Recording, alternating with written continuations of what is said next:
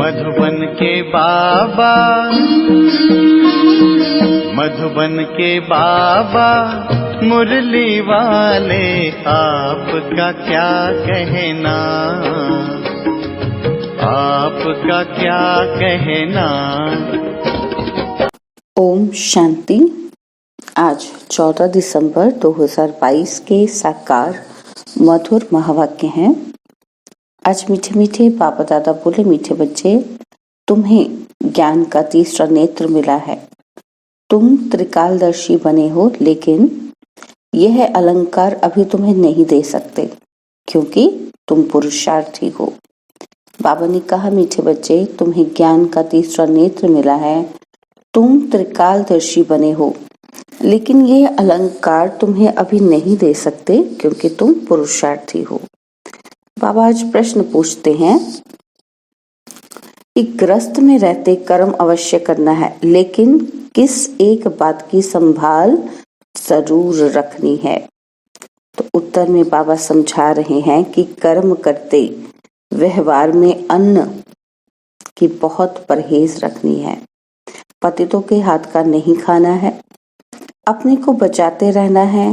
कर्म सन्यासी नहीं बनना है, लेकिन परहेज जरूर रखनी है। तुम कर्म योगी हो, कर्म करते बाप की याद में रहो तो विकर्म विनाश होंगे। ओम शांति। बाप बच्चों को बैठ समझाते हैं।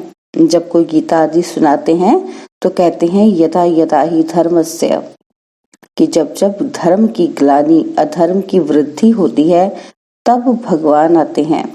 बरोबर धर्म की ग्लानि होती है। ग्लानि माना निंदा। तो भारत में धर्म की ग्लानि और अधर्म की वृद्धि हो जाती है। मैं आता ही तब हूँ जब ये हालत होती है। बहुत दुख है, मौत सामने खड़ा है, विनाश के लिए मूसल भी तैयार हैं। अभी तुम बच्चे जानते हो, बाबा आया हुआ है आदि सनातन धर्म की स्थापना करने। ब्रह्मा द्वारा स्थापना, शंकर द्वारा विनाश और विष्णु द्वारा पालना। बरोबर ये तीनों कर्तव्य अभी चल रहे हैं। अभी तुम ब्राह्मण हो और जानते हो, अभी हम ब्राह्मण से फिर देवता बन रहे हैं। अभी शिव बाबा के पुत्र हैं।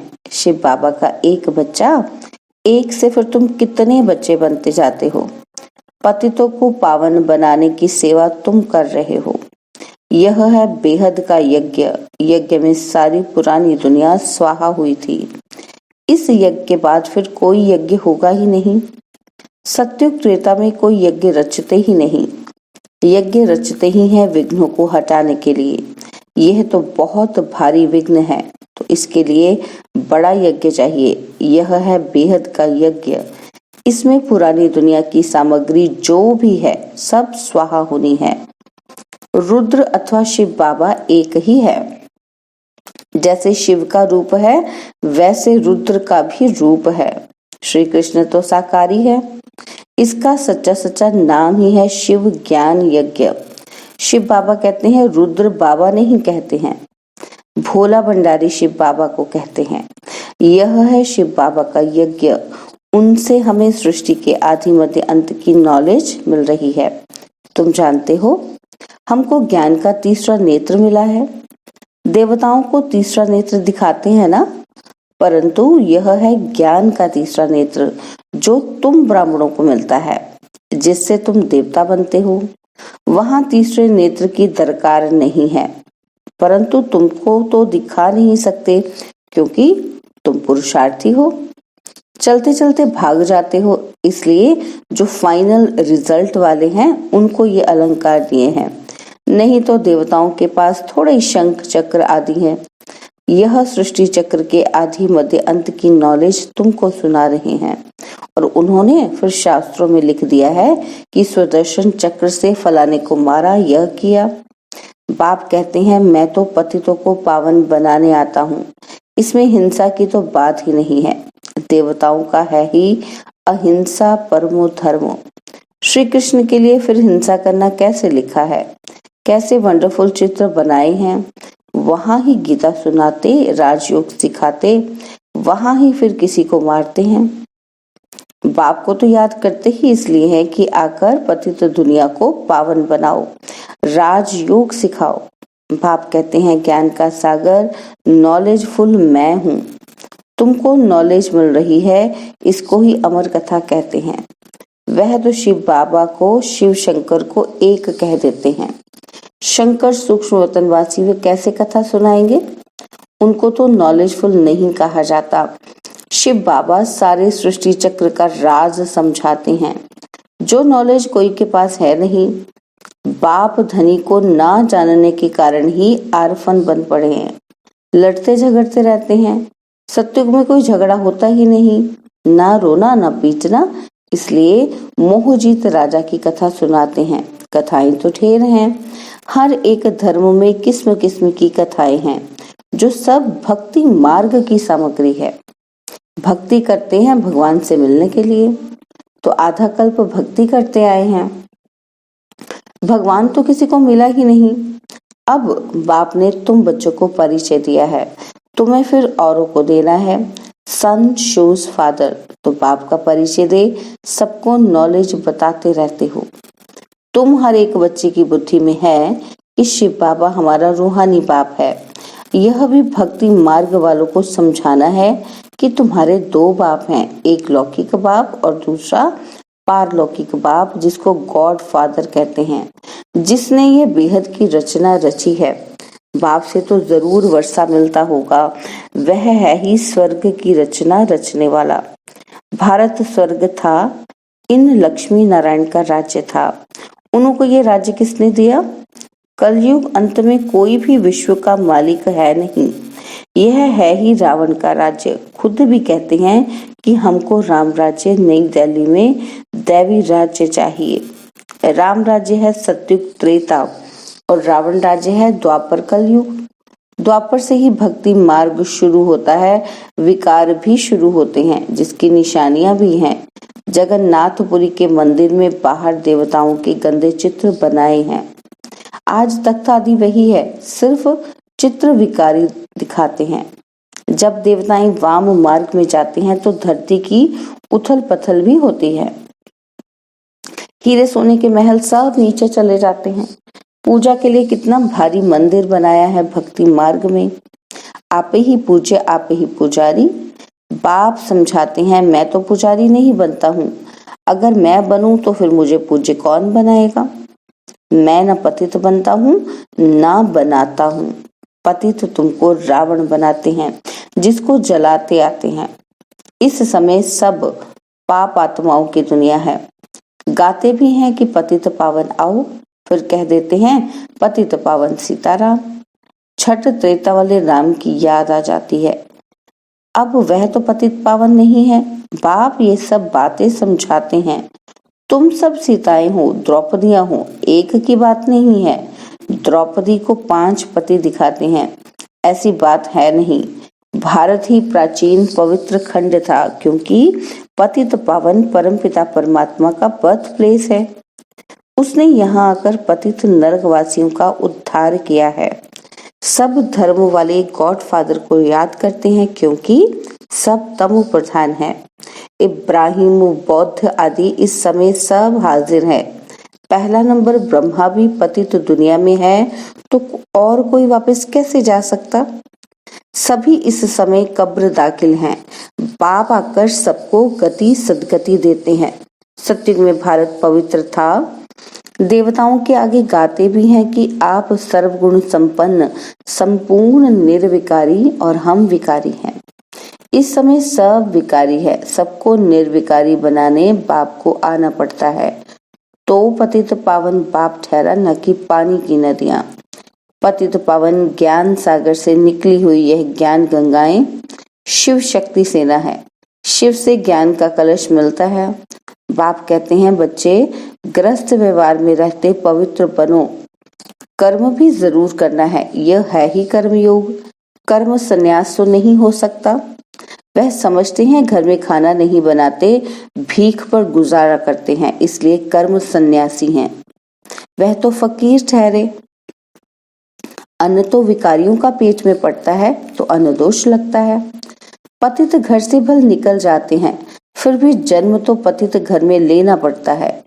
तुमको भी अन्न असर करेगा, इसलिए परहेज रखी जाती है। पतित का अन्न नहीं खाना चाहिए। जितना हो सके अपने को बचाते रहो। कोई का बहुत झगड़ा भी हो जाता है, एक भाई ज्ञान में आता, दूसरा नहीं आता, तो ऐसे बहुत केस होते हैं।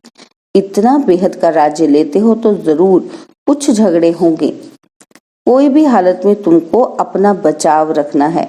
मुक्ति तो कोई पाते नहीं है, गपोड़े मारते रहते हैं कि हम ज्योति ज्योत में लीन होंगे। समझाते समझाते आखिर उन्हों की बुद्धि में भी आएगा कि यह बात ठीक है। सत्यों की आयु अगर लाखों वर्ष होती तो संख्या बहुत बढ़ जाती। अभी तो संख्या और ही सबसे थोड़ी है, क्योंकि कन्वर्ट हो गए हैं और धर्मों में। देवता धर्म वाले हैं सूर्यवंशी, राम को फिर क्षत्रिय की निशानी दे दी है। अभी तुम रूहानी क्षत्रिय हो, माया पर जीत पाते हो। इसमें समझने की बड़ी बुद्धि चाहिए। योग भी बड़ा सहज है। आत्माओं का योग लगता है परमपिता परमात्मा के साथ। योग आश्रम तो बहुत हैं, परंतु वह सब हठ योग कराते हैं। ये थोड़े कहते हैं कि परमपिता परमात्मा के साथ योग लगाओ। तुम बच्चे जानते हो, क्या जानते हैं कि बाबा हमको दलाल के रूप में मिले हैं। कहते हैं मामेकम याद करो तो खाद निकल जाएगी। याद करते करते तुम मुक्ति धाम में चले जाएंगे। बाप बैठ समझाते हैं कि बच्चे, दुनिया का हाल देखो क्या हो गया है। तुम जो विश्व के मालिक थे अब बैगर बन पड़े हो, और फिर बैगर टू प्रिंस बनना है। भारत बैगर है। पतित राजाएं पावन महाराजा महारानी के मंदिर बनाकर पूजा करते हैं। निराकार शिव बाबा की पूजा करते हैं, तो जरूर कुछ किया होगा। कितने मंदिर हैं? अभी तुम जानते हो कि 5000 वर्ष पहले भी आकर राजयोग सिखाया था। तुमने अनेक बार राज्य किया है और गवाया है। अब फिर शांति धाम और सुख धाम को याद करो। दुख धाम को भूलते जाओ। ये सब विनाश होना है। फिर तुम स्वर्ग के मालिक बन जाएंगे। बाप कहते हैं कि मैं तुम्हारा बेहद का बाप भी हूँ। तुमको बेहद का वर्षा देने आया हूँ। तुम्हारी दिल में खुशी है कि हम अपनी राजधानी श्रीमत पर स्थापन कर रहे हैं, परंतु है सारा गुप्त। इसीलिए तो दुनिया वाले पहचान नहीं पा रहे ना, क्योंकि सब कुछ गुप्त है। रावण पर जीत पानी है। गाया भी जाता है कि माया जीते जगत जीत। 5 विकारों पर जीत पानी है। 5 विकारों का संन्यास करना है। खिवैया तो एक बाप है। सबकी सदगति करने वाले सतगुरु बिगर घोर अंधेरा है। भारत में गुरु तो बहुत हैं। हर एक स्त्री का पति भी गुरु है। फिर इतनी दुर्गति क्यों हुई है? कह देते हैं सब ईश्वर के रूप हैं। हम ईश्वर हैं, फिर योग किससे लगाएं? फिर तो भक्ति ही बंद हो जाए। फिर हे भगवान कहकर किसको बुलाते हैं? साधना किसकी करते हैं? खुद ईश्वर थोड़ी कभी बीमार पड़ता है, परंतु कोई पूछने वाला ही नहीं है। डरते रहते हैं श्राप न मिल जाए। वास्तव में श्राप देने वाला है रावण। बाप तो वर्षा देते हैं। रावण दुश्मन है, इसलिए जलाते रहते हैं। लक्ष्मी नारायण के चित्र को कभी जलाते हैं क्या? बिल्कुल नहीं। तो रावण क्या चीज है? अभी तुमको मालूम पड़ा है। क्या है रावण? हमारे विकार ही हैं। तो सत्युग में पावन प्रवृत्ति में सुख था, अभी पतित प्रवृत्ति में दुख है। अभी इसका विनाश होना है। तुम देखेंगे कि अर्थक्वेक आदि होती रहेगी। बाबा भी कहाँ तक बैठ शिक्षा देंगे? लिमिट होगी ना। राजाई स्थापन होगी और विनाश होगा। अंत में तुम बहुत मजे देखेंगे, शुरुआत से भी जास्ती। वह तो पाकिस्तान था, अभी तो विनाश का समय है। तुमको बाबा बहुत कुछ दिखाएंगे। फिर जो अच्छी रीति नहीं पड़े हुए होंगे वह अंदर फटकते रहेंगे। क्या कर सकते हैं? अभी जितना पुरुषार्थ करना है कर लो। बाल बच्चों को तो संभालना ही है, कायर नहीं बनना है। कदम कदम श्रीमत पर चलना है। बाप को याद करते रहना है, बस इसमें ही मेहनत है। पापों का बोझा सिर से कैसे उतरे, उसके लिए है सहज योग। यह है ज्ञान बल, योग बल, जिससे माया पर विजय पाकर विश्व के मालिक बनते हो। अच्छा, मीठे मीठे चिकिलधे बच्चों प्रति माता पिता बाप दादा का याद प्यार और गुड मॉर्निंग। रूहानी बाप की रूहानी बच्चों को नमस्ते।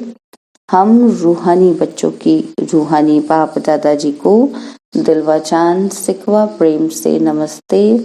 ओम शांति। प्यारे बाबा, मीठे बाबा, मेरे बाबा, शुक्रिया बाबा, शुक्रिया बाबा, शुक्रिया बाबा।